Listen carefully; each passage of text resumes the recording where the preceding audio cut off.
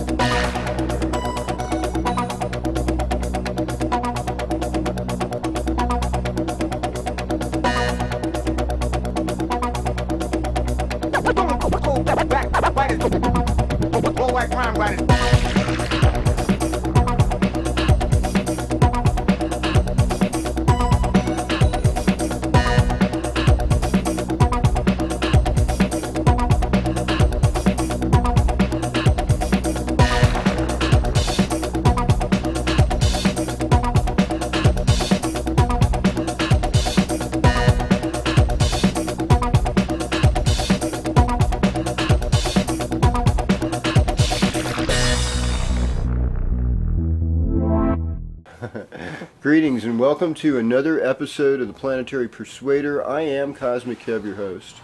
And this is for the week beginning the weekend of Friday, July 17th, going on through the 24th. So, what do we got going on this week? Well, so many things.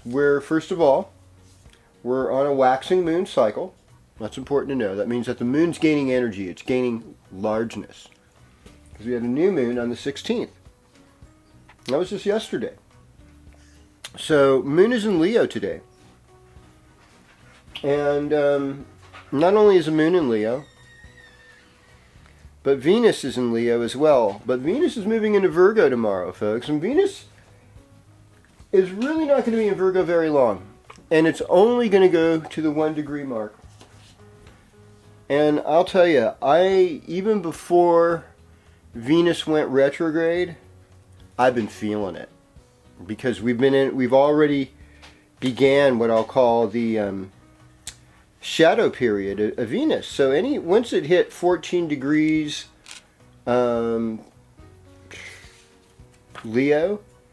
which was right around summer solstice, that time, ever since then there's been kind of let's say there's been a discontent among artists, among women, among everything that Venus represents.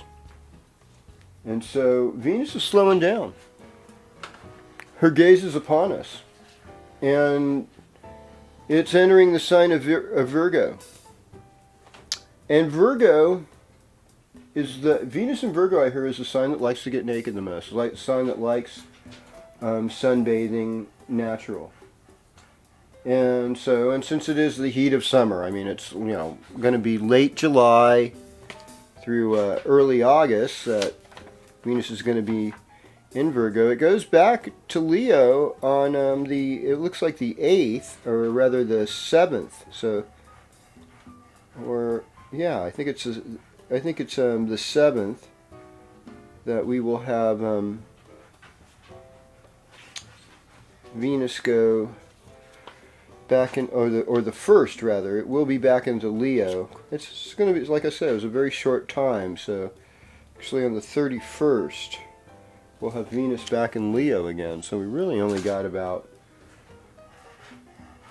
a week and a half of this Venus and Virgo thing. So it's like, and it won't be back in Virgo again until I think October 6th, and so Venus doesn't go direct until September 6th. So September 6th, I think it's Labor Day weekend.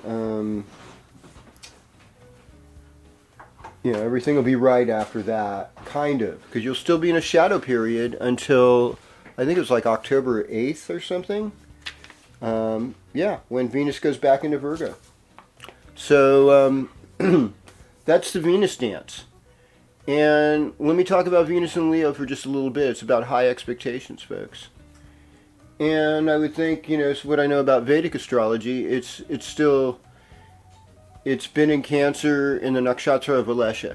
That's where it started. That's where it's going to go direct again. And so there is often, searing pain from sexual tryst and other things from this nakshatra. So I would be just like a little bit like careful about, you know, summertime love and things like that, because it may not always like work out. And now it's in the nakshatra maga, which is the ancestors. And so I think in your love life, you know, it's like you look at things like what would make your family proud. And not just because of their wishes, because I know that's a little bit ridiculous, but something that your children would look proudly at you. I think it's like a two-way street. It's not only the ancestors are supporting us, is that you someday, you know, you might be an elder and you need to express this kind of love thing. So, you know, Western astrology, Vedic astrology, the sun's in Cancer this week. That's it. Western astrology, we got the sun moving into Leo on the 22nd, I believe, or rather, I guess the 23rd. Nope, the 23rd at 10:47 a.m. Okay. So right on Thursday, sun goes into Leo. So that's a game changer. We'll talk about that right now. We're going to go through all the signs one by one on this week's edition of the Planetary Persuader. Thanks for joining me.